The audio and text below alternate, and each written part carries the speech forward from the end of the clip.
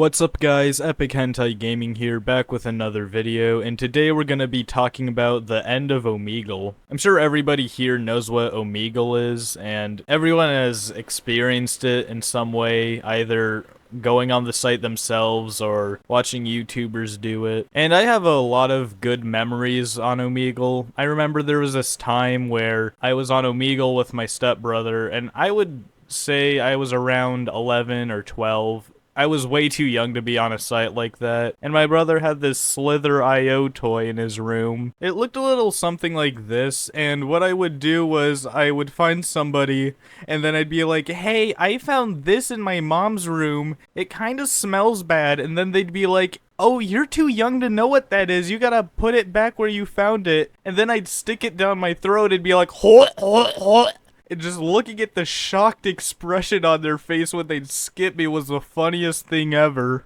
Another thing I did was just have a pride flag in the background and be like, hey queen, how's it going? And then just get called a bunch of homophobic slurs, and then use that Chrome extension to just tell them where they lived. But as much as I remember doing all these fun things on Omegle, just fucking with people, most of the time, I'd say around 95%, it was just somebody jacking off. And since I had to skip through so many people jacking off on Omegle, it got to a point where once I'd finally find somebody who I was able to talk to, I just skip them out of like muscle reflexes. So it's easy to see how everybody who has been on Omegle as a kid has gotten groomed at some point.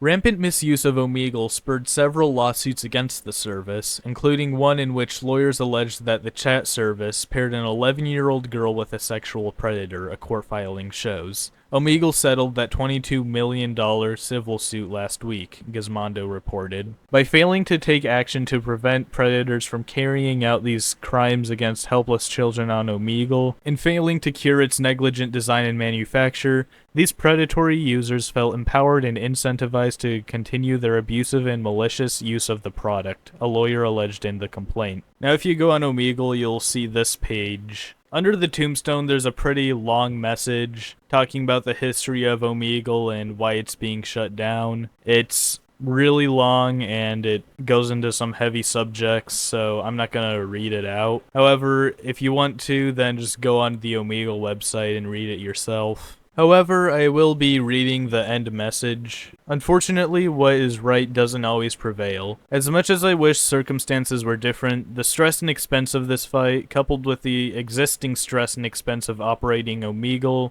and fighting its misuse, are simply too much. Operating Omegle is no longer sustainable financially nor psychologically. Frankly, I don't want to have a heart attack in my 30s. The battle for Omegle has been lost, but the war against the internet rages on. Virtually every online communication service has been subject to the same kinds of attack as Omegle, and while some of them are much larger companies with greater resources, they all have their breaking point somewhere. I worry that unless the tide turns soon, the internet I fell in love with may cease to exist, and in its place, we will have something closer to a souped-up version of TV, focused largely on passive consumption, with much less creativity for active participation and genuine human connection. If that sounds like a bad idea to you, please consider donating to the Electronic Frontier Foundation, an organization that fights for your rights online. From the bottom of my heart, thank you to everyone who used Omegle for positive purposes, and to everyone who contributed to the site's success in any way. I'm so sorry I couldn't keep fighting for you. Sincerely, Leaf K. Brooks, founder of Omegle.com. Now, I'm kind of conflicted on how I should feel about this.